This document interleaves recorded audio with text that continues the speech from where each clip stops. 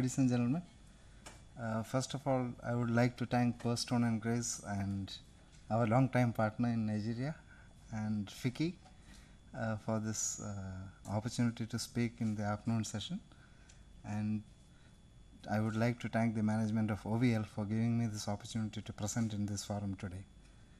So we moved from the Nigeria's national oil company to India's flagship national oil company, Oil and Natural Gas Corporation.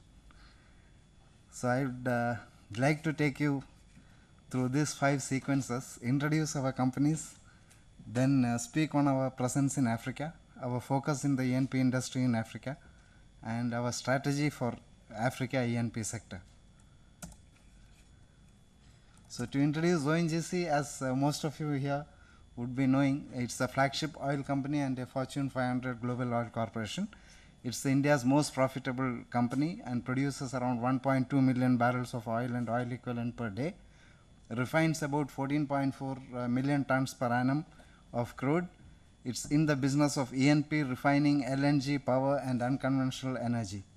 The net worth of the company as of fiscal 2012-13 is US dollar 21.87 billion with a market cap or close to 46 billion US dollars.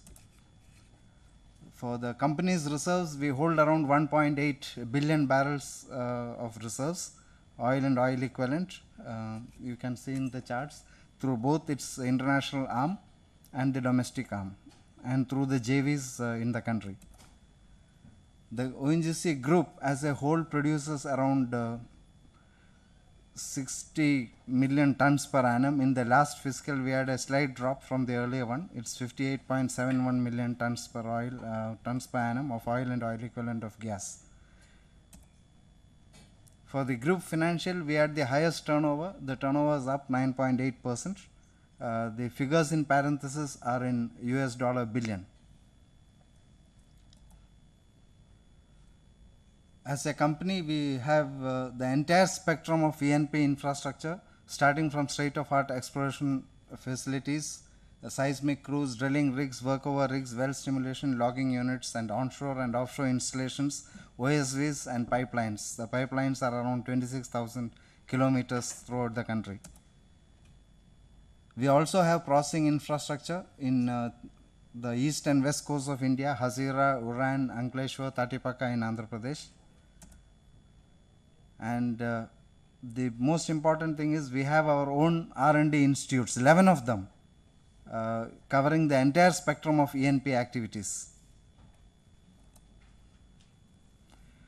Now we come to the overseas arm of ONGC, which is ONGC Videsh Limited, which is a wholly owned subsidiary of ONGC and looks for building oil and gas assets overseas. As you can see, we are a wholly owned subsidiary of the Oil and Natural Gas Corporation with 32 assets spread across 16 countries, and we produce around 7.26 million tons of oil equivalent from the overseas assets. We have 11 such producing assets across the globe, and we meet around 11.5% of India's crude production, and we hold around 12.9% of proven crude reserves. Our overall investment till the last fiscal has been close to 17 billion US dollars. This is the footprint of ONGC Videsh in the countries. We start from the east. In Southeast Asia, we have 4 assets. We have 2 in Vietnam and 2 in Myanmar. And in the Middle East, we have assets spread over Syria, Iraq, and Iran. And in Africa, we have in Libya, Nigeria, Sudan, and South Sudan. South America, we are present in Cuba, Venezuela, Colombia, and Brazil. And in Europe, we are there in Azerbaijan, Russia, and Kazakhstan. The reserve holding of ONGC Videsh as on date is around 433 million tons of oil and oil equivalent. And if you note, we hold about 92% of the reserves in 2P category. We have very less possible category of reserves, and that's the strength which we have. And most of the reserves are, the reserve breakup is also given. It's in Russia, Venezuela, Myanmar, Sudan, and Azerbaijan. This is the production pie chart for this year, the last fiscal. We had some setbacks due to production like holds in Syria and South Sudan, but we hope to make it up in the next few months or down the year. For the financials of OVL, we had a cumulative investment of US dollars 16.72 billion as on 31st March of this year. And the spread of investment is we are mostly invested in producing assets and hold around 4 to 5% in exploration assets. For the turnover, as the production was hit, the turnover was also hit. We had a drop in turnover after the highest turnover in the last fiscal, and the net profit has shown significant growth this year, up from around 600 million to 723 million for this fiscal. We now come to our focus in Africa.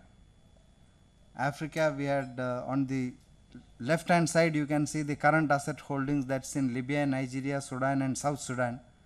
And in the past we had been present in Egypt, Libya, JDZ and Sao Tome, the joint development zone between Nigeria and Sao Tome Principe, and in Cote d'Ivoire. We had relinquished all of those after the first exploration campaigns there, and we are now focusing on new assets to be acquired in some of the countries. I will take you through what we are there in doing there in Sudan and South Sudan. Sudan was OVL's first entry in Africa to acquiring a 25% participating interest in the Greater Nile Petroleum Operating Company, blocks 1, 2 and 4 in the Mughlad Basin.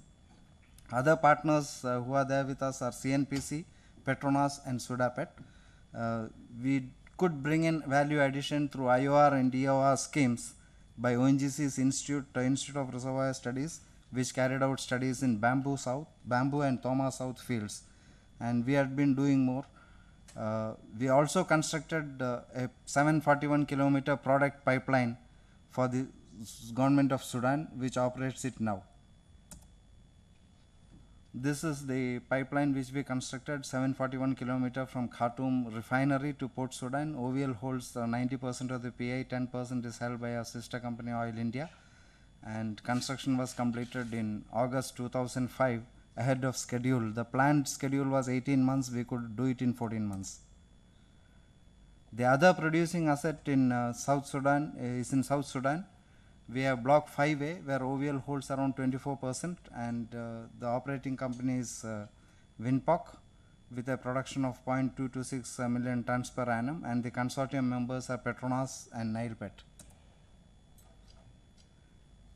We are also into community development activities in Sudan. We have implemented the scheme of handing over artificial limbs to people who had been affected by war or civil strife and lost their limbs. Then we also distributed school bags to students in several of the villages in surrounding the areas where we operate. We operate 2 clinics. These are permanent 24 hours round the year. 2 clinics at Pariang and Rabkona with 4 doctors and 14 staff.